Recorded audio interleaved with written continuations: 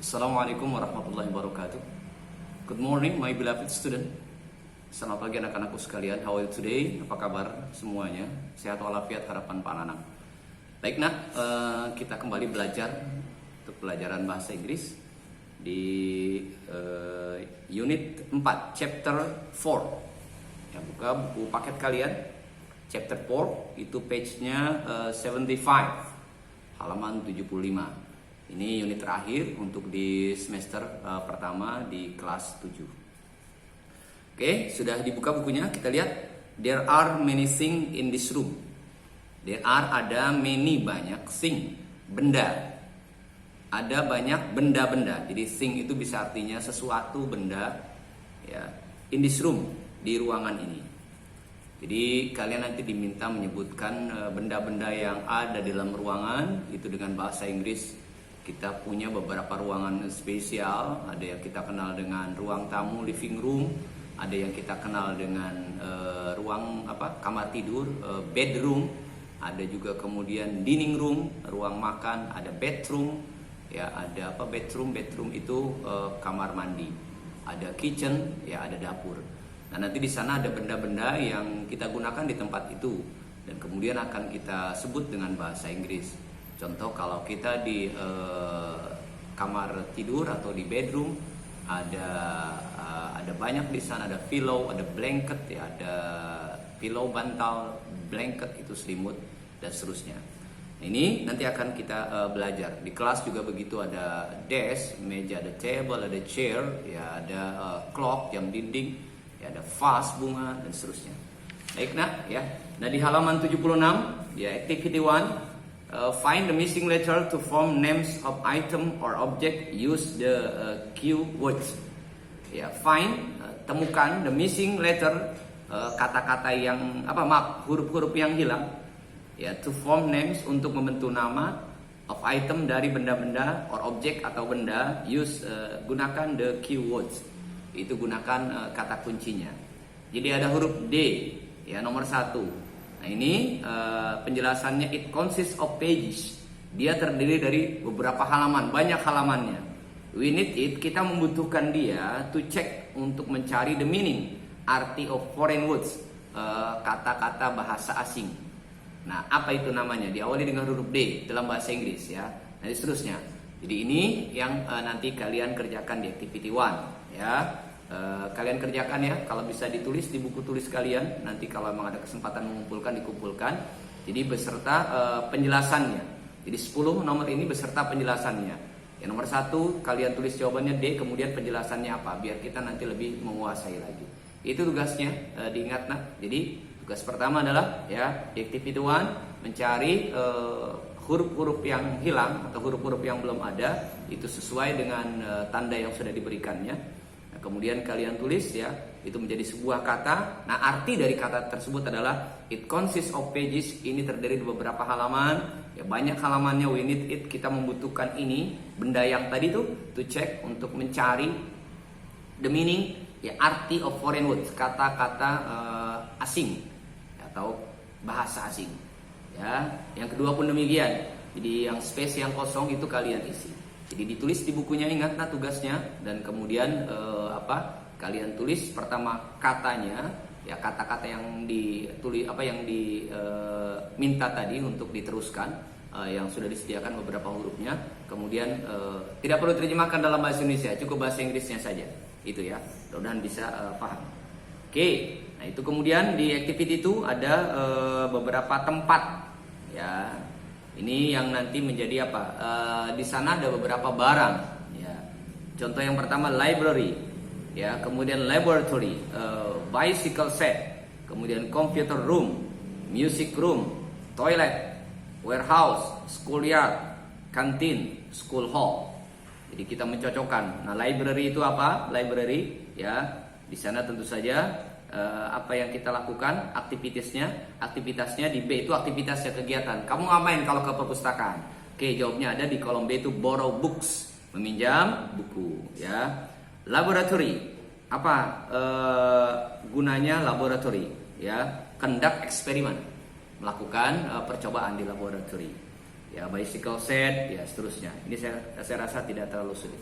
Karena ini cukup kamu baca aja kalau kamu kerjakan di rumah ya, yang dikumpulkan tadi yang bagian 1.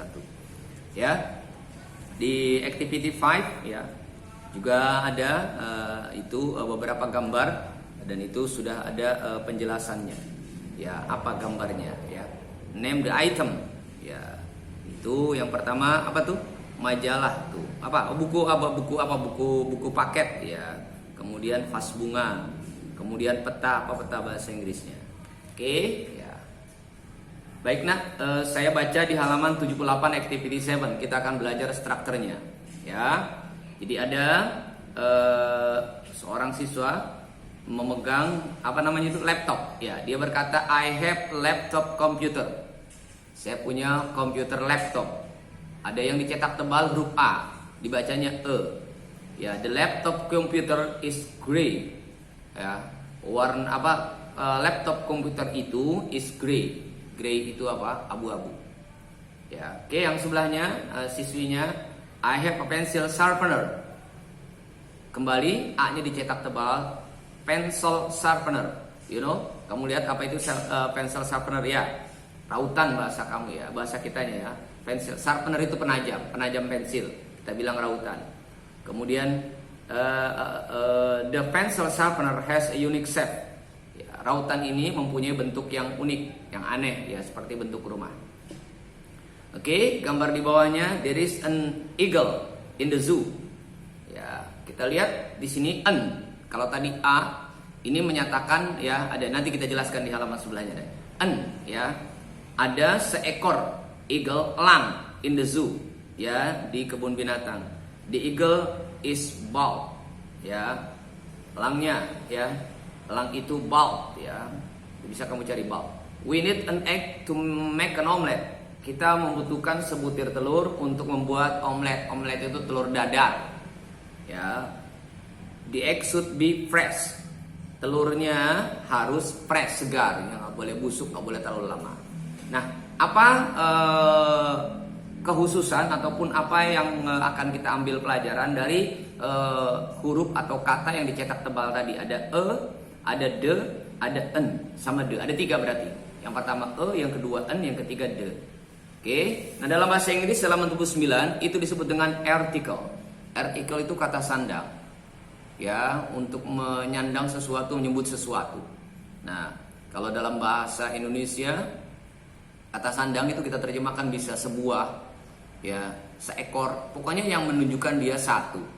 Sebuah, seekor kan kita banyak. Kalau hewan seekor, telur sebutir, betul, ya. Kalau mangga sebuah, ya. Terus kalau guru seorang. Jadi ini yang mengartikan satu, kemudian menyebut ya, menyebut benda itu dengan sebutan satunya kan berbeda-beda. Ya, kalau tadi untuk telur kita bilang sebutir. Kalau ikan seekor. Kalau guru, murid seorang. Kalau mangga sebuah. Itu banyak ya. Kalau kertas selembar atau rambut sehelai. Itu kan yang menunjukkan kata satu. Nah, dalam bahasa Inggris itu disebut namanya kata sandang ya, atau ya kata sandang tadi, kata penyebut yang menyatakan bendanya berjumlah satu. Oke. Nah, dalam bahasa Inggris itu ada 2, ada e sama en. Apa bacanya? E sama en. Satu lagi de. Kita lihat. The word in bold in the above sentence are called article. Kata yang dicetak tebal di kalimat di atas disebut artikel. Yaitu e atau en dan de. Dalam bahasa Indonesia disebut kata sandang Indonesia. We use article before nouns. Kita menggunakan kata sandang itu di depan kata benda. Ingat nak, kata benda. Jadi dalam bahasa Inggris itu ada disebut dengan kata benda. Artinya benda ya, benda.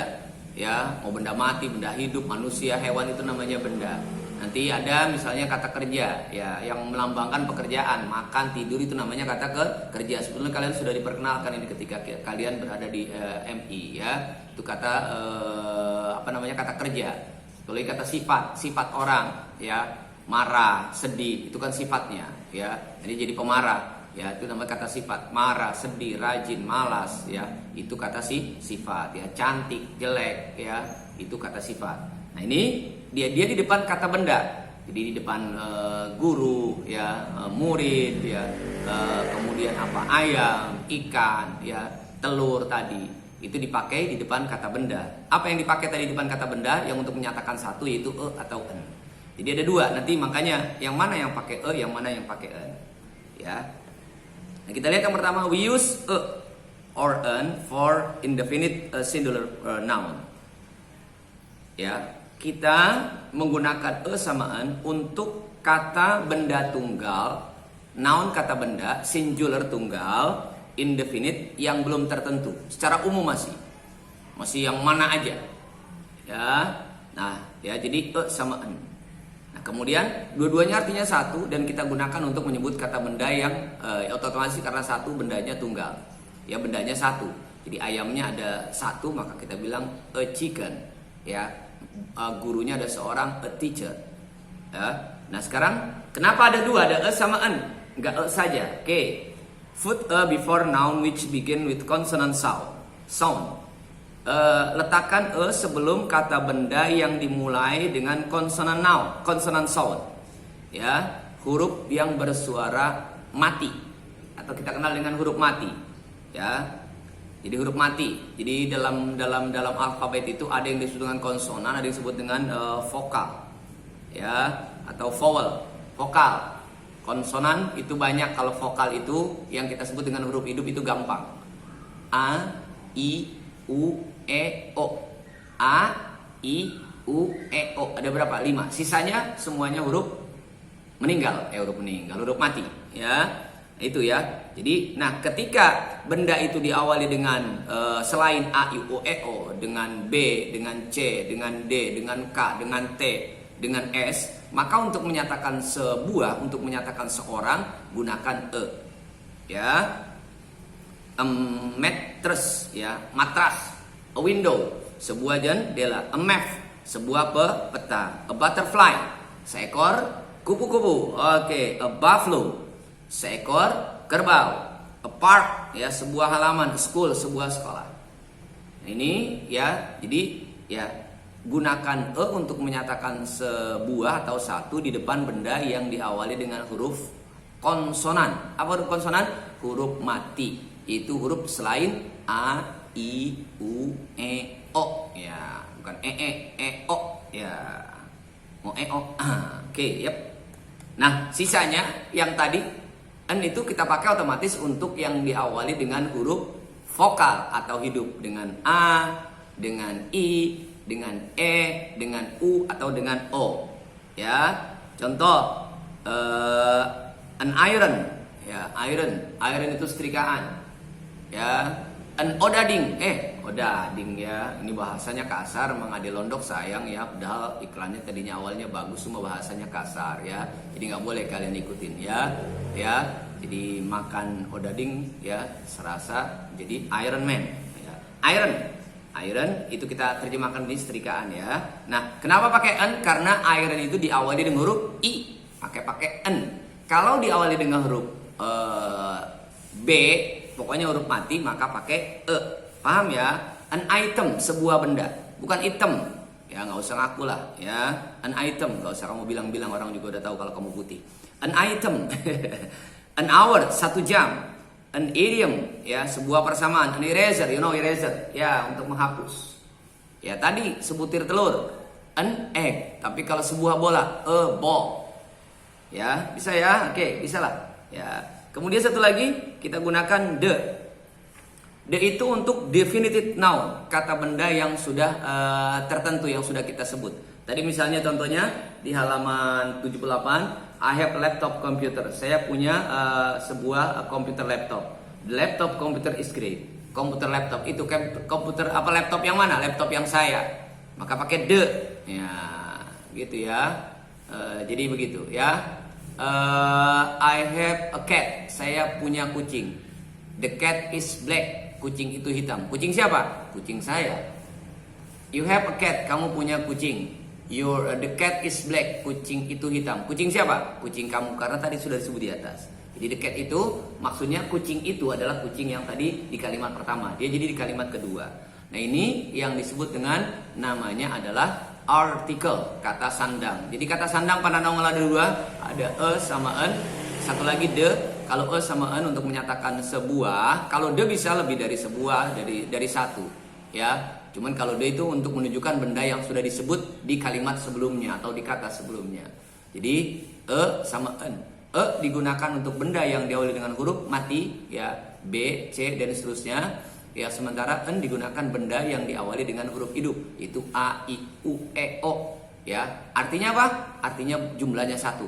Ya, tergantung penyebutnya. Kalau telur menjadi sebutir, kalau ikan menjadi seekor, kalau manusia menjadi seorang. Ya, ini yang dikenal dengan namanya artikel atau kata sandang. Paham ya? Insyaallah kalian bisa memahaminya. Diulang aja, kamu putar lagi video ini dan insyaallah kamu semakin paham. Ya, semangat belajar.